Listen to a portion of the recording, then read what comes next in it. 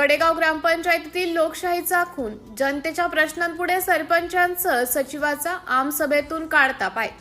सावनेर तालुक्यातील गडेगाव ग्रामपंचायतमध्ये लोकशाही मूल्यांची पायमल्ली करणारा धक्कादायक प्रकार समोर आला असून ग्रामसभेत विचारलेल्या प्रश्नांची उत्तरे न देता आल्याने सरपंच आणि सचिवांनी चक्क सभा सोडून पळ काढला आहे।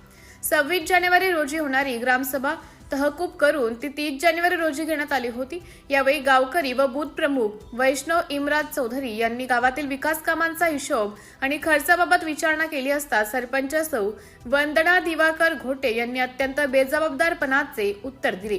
मला कामाची माहिती नाही आणि माझ्या मुलाने निधी आणून त्याचे सर्व व्यवहार पाहिले आहेत असं सांगत सरपंचांनी जबाबदारी झटकली।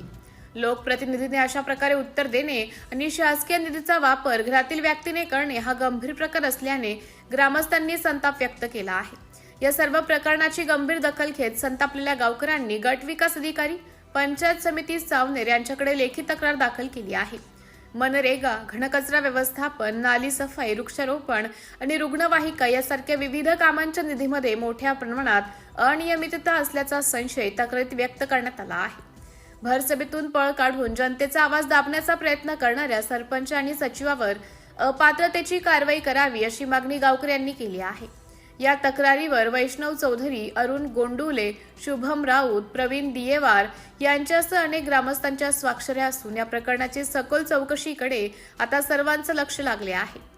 सिटी इंडिया न्यूज साठी विशेष प्रतिनिधी चंदू मढावी।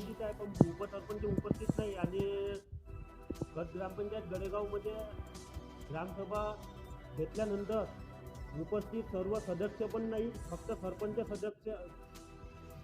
फक्त उपस्थित आहे आणि सचिव साहेब उपस्थित आहे, बाकी उपसरपंच उपस्थित नाही आणि सर्व ग्रामपंचायतचे सदस्य अध्यक्ष उपस्थित नाही आहे।